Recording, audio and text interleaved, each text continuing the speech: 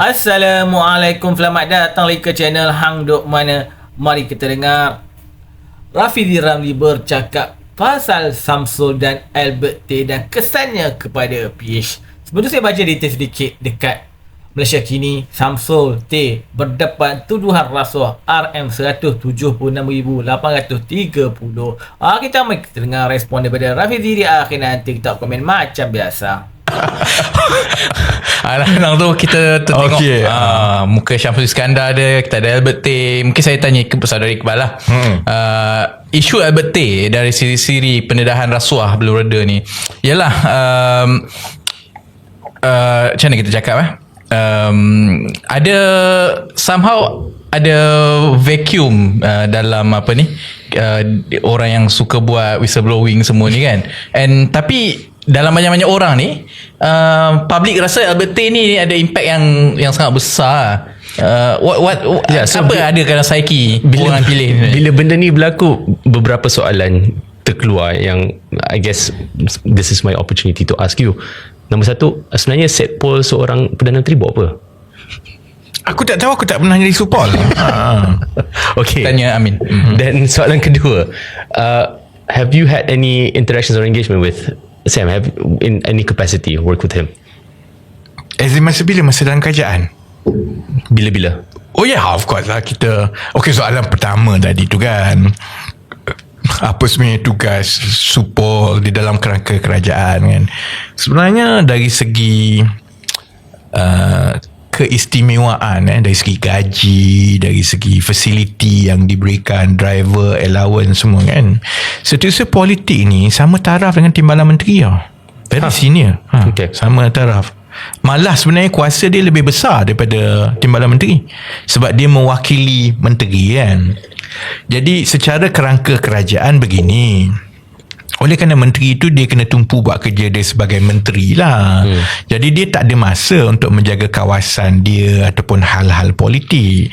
Itulah peranan setiausaha politik kan. Jadi kalau tidak berhati-hati, setiausaha politik ni dia jadi sebagai penjaga tol kepada menteri, tambah kepada Perdana Menteri lah. Jadi orang nak jumpa Perdana Menteri, nak lobby, nak isu ni semua ni, sepatutnya setiausaha politik lah.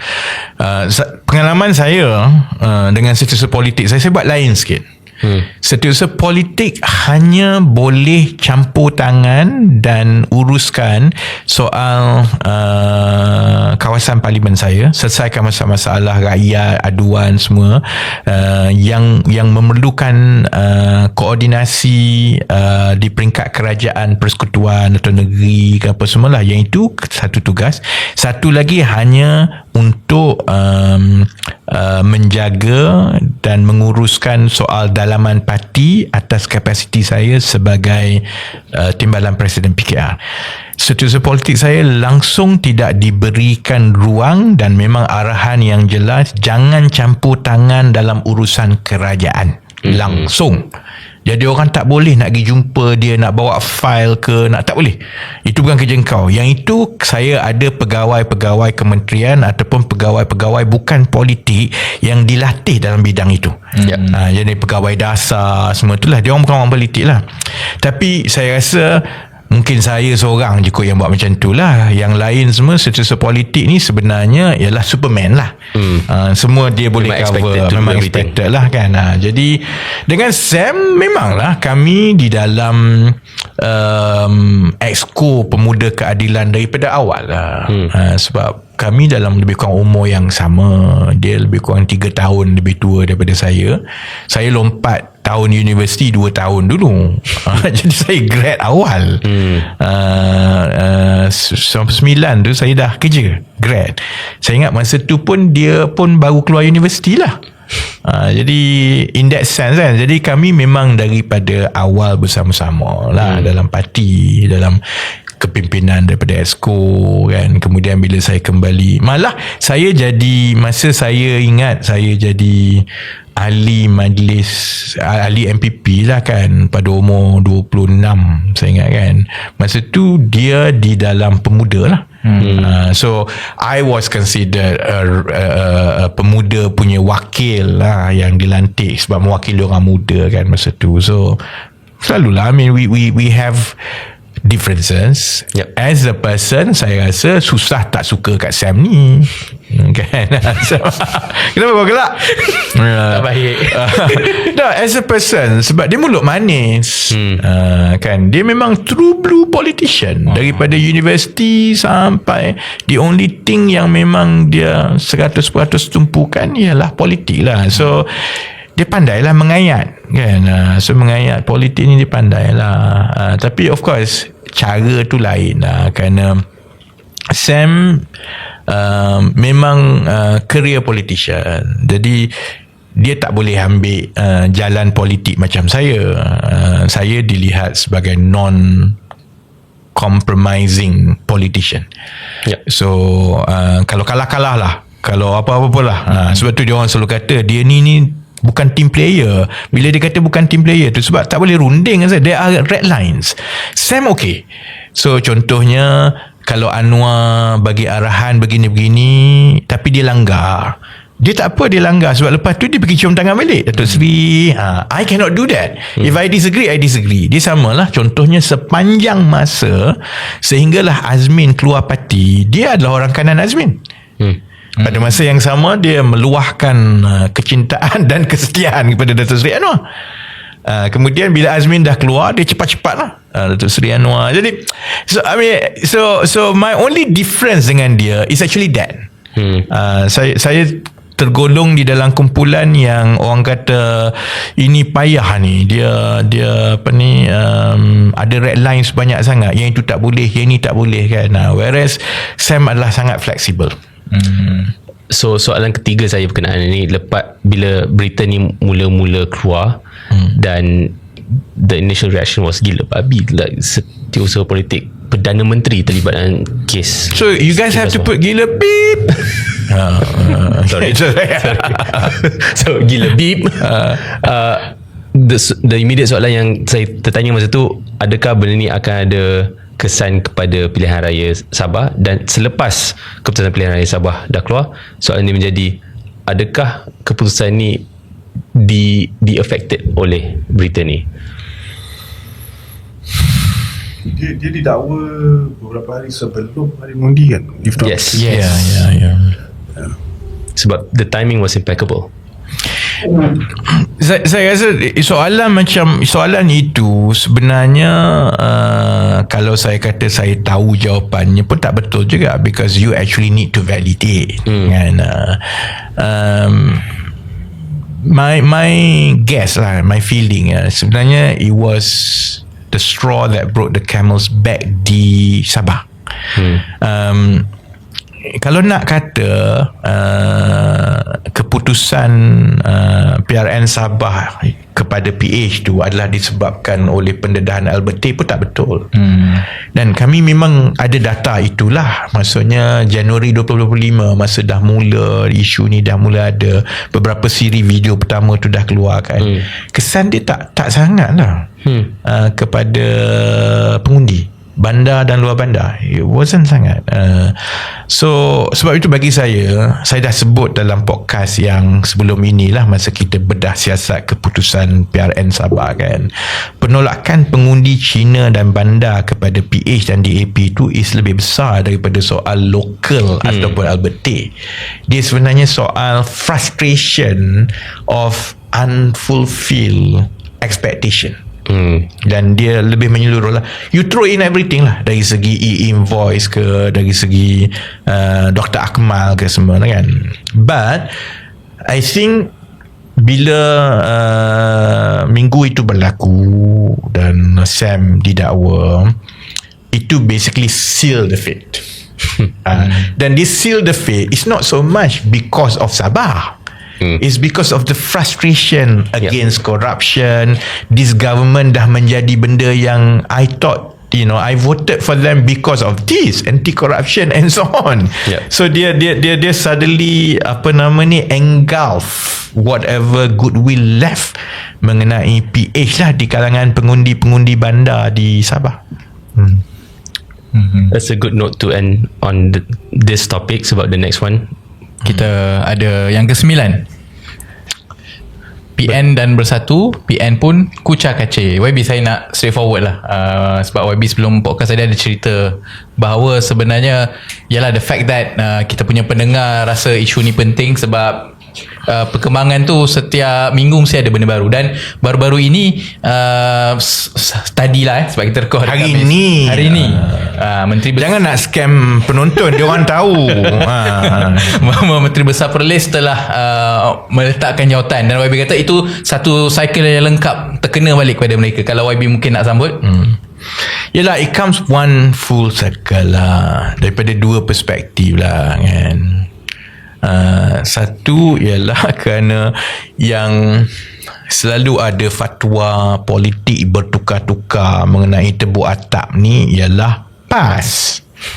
Bila mereka terlibat di dalam Sheraton Move dulu kan, dia bagi macam-macam alasan lah yang kenapa tebuk atap tu boleh kan, sebab mereka yang menebuk atap.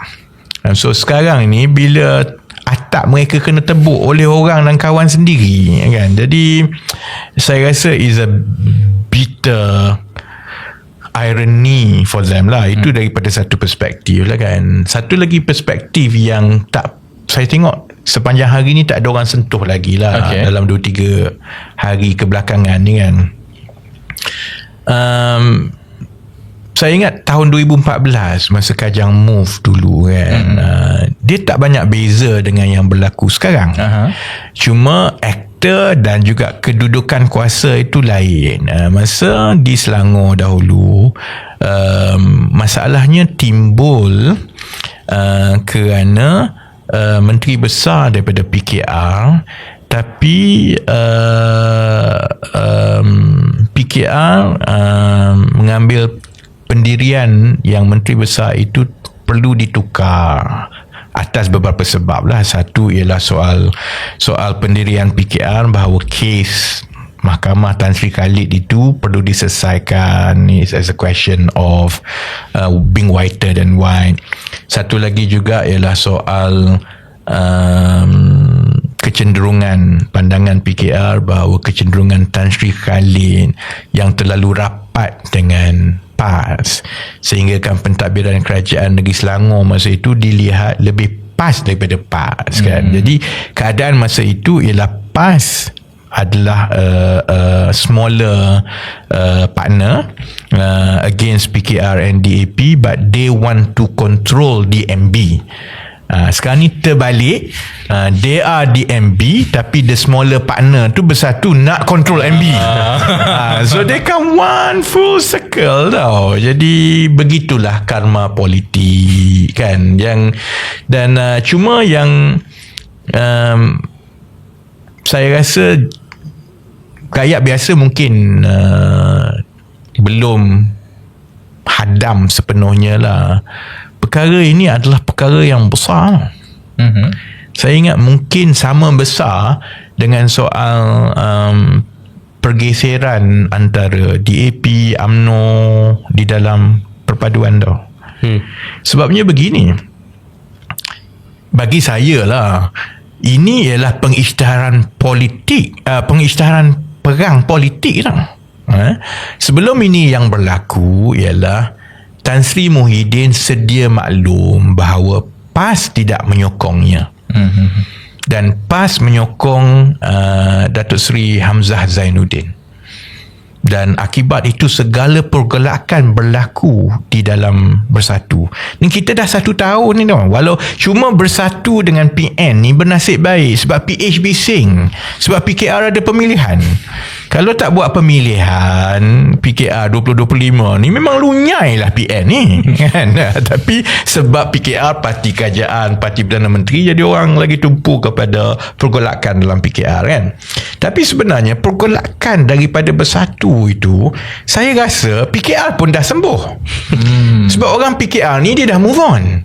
Kami tak mengacau langsung dalam parti, cuma kita ada pandangan gini-gini, dan kita tak adalah nak kutip SD mencatur di dalam PKR, buat undi tak percaya kepada Datuk Seri Anwar. Tak ada, kita doakan dia terus jadi Perdana Menteri dan harapan kita dia jadi Perdana Menteri yang lebih baik lah. Itu kan. Benda tu tak habis dalam satu. Daripada AGM, SD, lepas tu Wan Saiful dengan Waf kena pecat, lepas tu Tan Sri Muhyiddin kena turun kat bawah, jumpa dah tunjuk dalam video semua sokong, lepas tu ada sidang media tak sokong pula, macam-macam kan. Dan dalam PN pula ada masalah. Saya ingat jawatan bendahari PN sampai sekarang tak isi kan, tak diisi. Kemudian Tan Sri Muhyiddin counter balik dengan Azmin buat IPR pula. Dan jadi dia tak, dan dia memuncakkan siri itu berlaku kalau Datuk Seri Hamzah Zainuddin tidak mendapat sokongan padu daripada PAS. Dia tak boleh buat macam tu. Kenapa berlaku begitu? Kerana selling point Datuk Seri Hamzah Zainuddin ialah I have the number. Because I have PAS with me, you don't have the number. So kalau tak tukar, kalau masuk PRU akan datang, Tan Sri Muhyiddin masih lagi calon Perdana Menteri, tak jadi kerajaan lah kita. So might as well kan. Now itu maksudnya dah dekat setahun tau Barah itu Tan Sri Muhyiddin kena apa nama ni perang. Dan PAS nampak memang sangat hebat, boleh mengawal bersatu daripada luar sampai kucak kacir di dalam kan. Now payback time lah. Kerana yang berlaku di Perlis tu 5 adun bersatu buat SD dan kidnap 3 adun PAS hanya boleh berlaku dengan restu pimpinan bersatu Tan Sri Muhyiddin. So kepada Datuk Seri Hadi yang memang terkenal dengan walaon dia, yang bai'ah tak bai'ah semua yang setia ni, tamparan paling hebat orang tak walak dan tebuk atap. And that happens ialah kerana ada tacit, ada sokongan dan juga approval daripada bersatu lah kan. Jadi this is not going to go away. So bayangkan ni orang sama umur ni semua umur 79 ni. You know, Datuk Seri Hadi Awang 79, lahir tahun yang sama dengan Tan Sri Muhyiddin 79. Dan dia takkan, and I know both of them have long memory. Dia kalau you gasak dia sekali, dia takkan maafkan kan. Jadi bayangkan nanti macam mana bersatu dengan PAS, especially more lah reaksi PAS nanti kepada bersatu bila nak masuk ke dalam PRU lah. I guess the immediate question then is, adakah perkara ni secara default menjadi kelebihan untuk pihak kerajaan? Kalau dia makin teruk kan, saya tak rasa dia jadi, when you say default kepada kerajaan tu maksudnya apa? Who benefit? So there's a quote, don't interrupt when your enemy is making a mistake. In this instance, if the enemy tapi kerajaan tu ada PHBN. Correct. So secara default, adakah ia benda ni menguntungi PHBN? Adakah ia menguntungi hanya PH? Adakah ia menguntungi hanya BN? Hanya BN.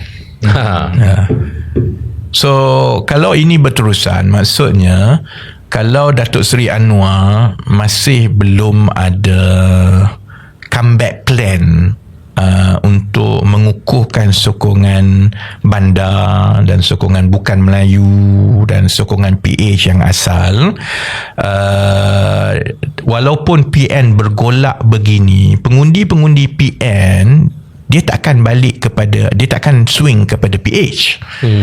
After all, pengundi-pengundi PN ni, pengundi PAS dengan pengundi bersatu dalam PRU 2022 dan juga PRN 2023 kan, saya rasa hampir 40% adalah bekas pengundi UMNO.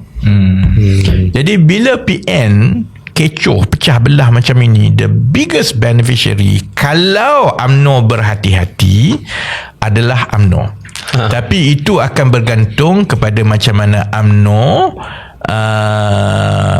navigate terutamanya kes Datuk Seri Najib yang kita akan ulas minggu depan. Minggu depan. Iqbal datang balik ke minggu depan? Dia suka kes. Boleh. InsyaAllah. Minggu depan tak lama, sekejap je. Kita saya baca detail lagi dekat masa kini. Bekas pembantu Perdana Menteri Anwar Ibrahim, Samsul Iskandar Muhammad Akin didakwa atas 4 pertuduhan menerima rasuah berjumlah RM109,830 daripada ahli perniagaan Albert T.